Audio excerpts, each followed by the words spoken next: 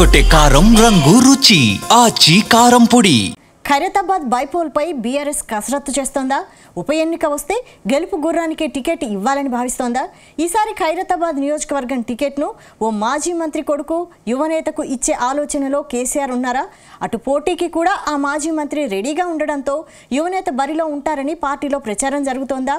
ఇటీవల జూబ్లీహిల్స్ బైపోల్లో బీఆర్ఎస్ ఓడిపోయింది, కానీ ఇప్పుడు మాత్రం అన్ని సామాజిక వర్గాలు కలిసి వస్తాయని లెక్కలు వేసుకుంటున్నారా? ఇంతకీ బీఆర్ఎస్ నుంచి రేసులో ఉన్న ఆ రేసు గుర్రం ఎవరు?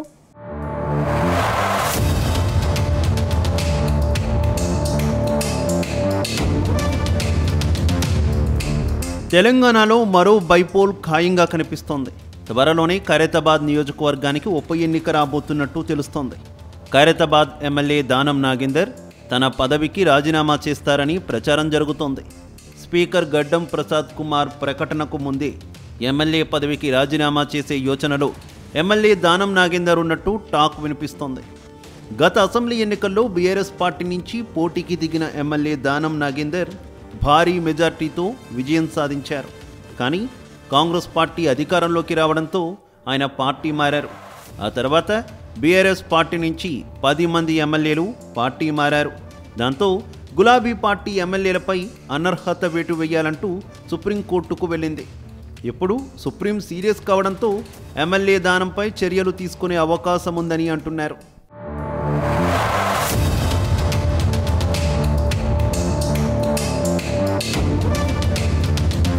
అయితే పార్టీ మారిన 10 మంది ఎమ్మెల్యేలకు రాని ఇబ్బంది కేవలం దానం నాగేందర్కు వచ్చి పడింది.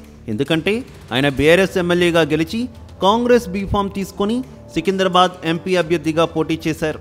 దాంతో పార్టీ ఫిరాయింపుల చట్టం ప్రకారం ఆయనపై అనర్హత వేటు పడే అవకాశం ఉందని తెలుస్తోంది. అదే జరిగితే 6 ఏళ్ల పాటు ఎన్నికల్లో పోటీ చేసే అవకాశం ఆయన కోల్పోతారని అంటున్నారు. స్పీకర్ నిర్ణయం కంటే ముందు ఆయన తన రాజీనామాపై నిర్ణయం తీసుకోవచ్చని అనుకుంటున్నారు. మరోవైపు పార్టీ మారిన ఎమ్మెల్యేలపై స్పీకర్ నిర్ణయం తీసుకోలేదంటూ బీఆర్ఎస్ ధిక్కార పిటిషన్ దాఖలు చేసింది. దీనిపై సుప్రీంకోర్టు స్పష్టమైన ఆదేశాలిచ్చింది. 4 వారాల్లో తేల్చాలని తెలంగాణ స్పీకర్ ప్రసాద్ కుమార్కు నోటీసులు ఇచ్చింది. దాంతో స్పీకర్ గడ్డం ప్రసాద్ కుమార్ మరోసారి దానం నాగేందర్కు నోటీసులు ఇచ్చారు. ఆయన కూడా స్పీకర్కు వివరణ ఇచ్చారు. తనకు కొంత గడువు ఇవ్వాలంటూ స్పీకర్ను కోరారు.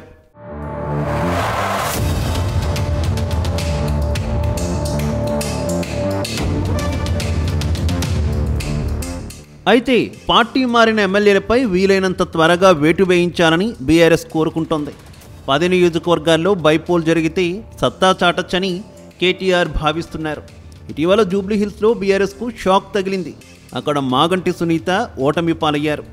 ఇక్కడ మాగంటి సునీతను బరిలోకి దింపకుండా మరో నేతను పోటీలో దింపుంటే ఫలితం మరోలా ఉండేదని బీఆర్ఎస్ నేతలు తేల్చారట. అందుకే ఖైరతాబాద్లో ఉప ఎన్నిక జరిగితే మాత్రం నగరంలో బలమైన సామాజిక వర్గంగా ఉన్న తలసాని శ్రీనివాస్ యాదవ్ కుమారుడు తలసాని సాయి కిరణ్ యాదవ్ను బరిలోకి దింపాలని భావిస్తున్నారట. 2019 ఎన్నికల్లో తలసాని సాయి కిరణ్ సికింద్రాబాద్ ఎంపీగా పోటీ చేశారు. ఆయనకు దాదాపు 3,22,000 ఓట్లు వచ్చాయి. కానీ కేంద్ర మంత్రి కిషన్ రెడ్డికి 50,000 పైచిలుకు ఓట్లు రావడంతో ఆయన విజయం సాధించారు. అయితే 2024 ఎన్నికలకు దూరంగా ఉన్న సాయి కిరణ్ ఇప్పుడు ఖైరతాబాద్లో బరిలో నిలిచేందుకు ఆసక్తి చూపిస్తున్నట్టు తెలుస్తోంది.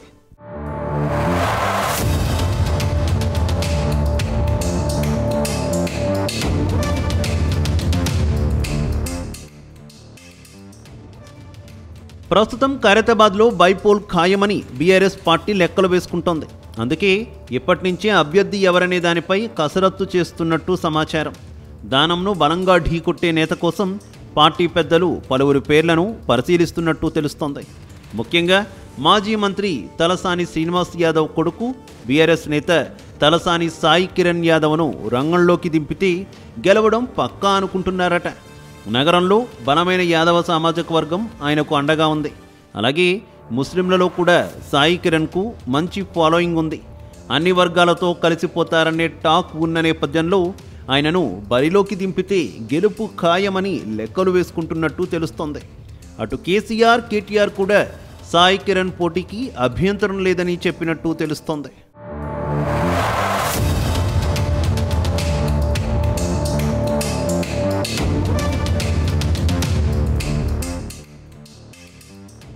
మరోవైపు ఎమ్మెల్యే పదవికి రాజీనామా చేస్తే మరోసారి పోటీ చేసే యోచనలో దానం లేనట్టు తెలుస్తోంది. గతంలో ఓసారి బైపోల్లో దానం ఓడిపోయారు. ఆ ఫోబియా ఆయన్ను వెంటాడుతోంది. అందుకే ఎమ్మెల్సీ పదవి ఇవ్వాలని దానం కోరుతున్నట్టు చర్చ జరుగుతోంది. అంతేకాకుండా రాజీనామా చేశాక తనను మంత్రివర్గంలోకి తీసుకోవాలంటూ దానం షరతు పెట్టినట్టు సమాచారం. అయితే దానం పోటీకి దిగకపోతే ఆయన స్థానంలో పీజీఆర్ కూతురు విజయారెడ్డిని రంగంలోకి దింపే ఆలోచనలో కాంగ్రెస్ ఉన్నట్టు తెలుస్తోంది. ఒకవేళ విజయారెడ్డి పోటీకి దిగితే మాత్రం సాయి కిరణ్కు పెద్ద కష్టమేమీ కాకపోవచ్చని బీఆర్ఎస్ నేతలు లెక్కలు వేసుకుంటున్నారట. మొత్తానికి ఖైరతాబాద్ నియోజకవర్గానికి బైపోల్ను బీఆర్ఎస్ పార్టీ అత్యంత ప్రతిష్టాత్మకంగా తీసుకున్నట్టు స్పష్టంగా కనిపిస్తోంది.